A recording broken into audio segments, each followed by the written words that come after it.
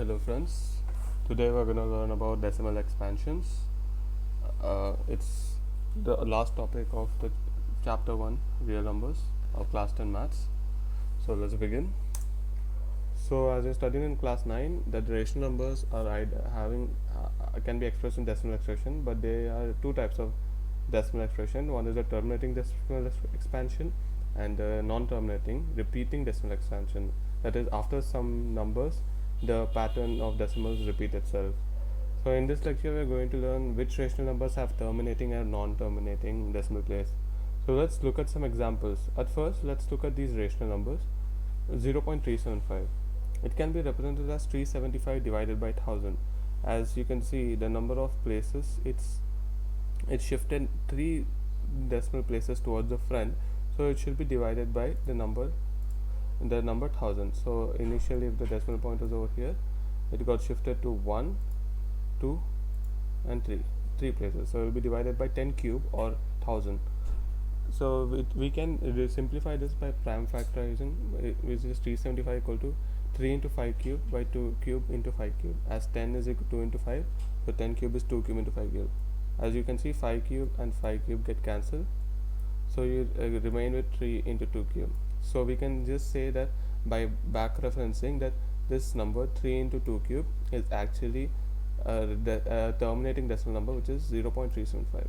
Let's look at another decimal number, 1.432. 1.432, again it's three decimal places shifted towards the left, so it will be divided by 10 cube. I have wrote here 10 cube, these both are the same, 10,000 and 20 are the same. So 1432 divided by 10 cube, it is 2 cube into 179.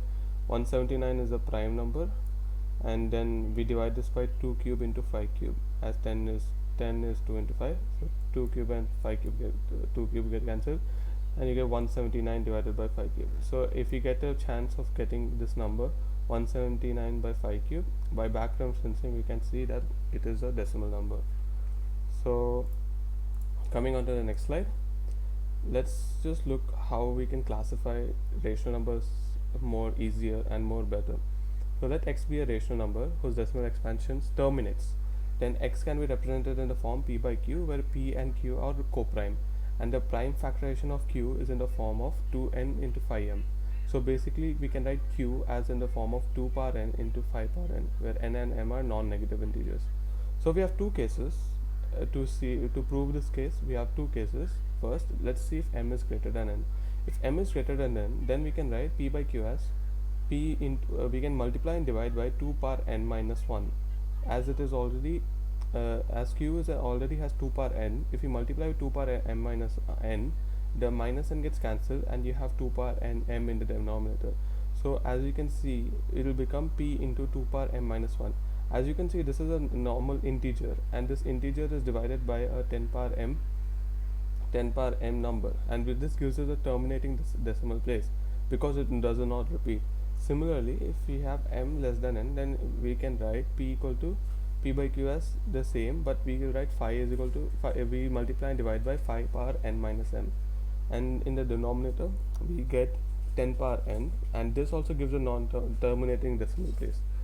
As you can see from here, all the terminating decimal places have a finite number of they're shifted a finite number of times towards the decimal point is shifted towards the left by a finite number. As if it's a non-terminating, as it has infinite expansion, we cannot write its p by q form. We can't estimate its p by q form by this method, as it has more than it has infinite power. It has the power of infinity. It has 10 power infinity. So basically, if we have 1.432323232, it will be like 14323232 divided by 10 power. Who knows? It could be 10 power 10,000, 10 power 11,000, and it could be a even more million billion number, and we can't estimate that. So with this we can see that a terminating decimal, a rational number in p by q form is always a terminating decimal if it has a denominator as a 10 as a form 2 power n or 5 into 5 power n, and q should have no other factors other than 2 or 5. Let's look at an example. What about other cases? I have done an example over here where I took 150 by 30, And if you do long division method, as you have learned in the previous class in 9 class, that by doing long division, that I do 150 by 13, I first multiply by 1, you get 13, and you do the so on division, and then after some time you see that the 1.53846 is again getting repeated by 1 5. I have stopped the calculation, as I know that the calculations will be similar and I'll get a repeating. So finally we get the number 11.53846,153, but we can actually round it off by underlining the recurring part, and this underline means that the number keeps on repeating itself. So with the help of this lecture, you can know that if you want to find if a rational number is terminating or non-terminating, just figure out if the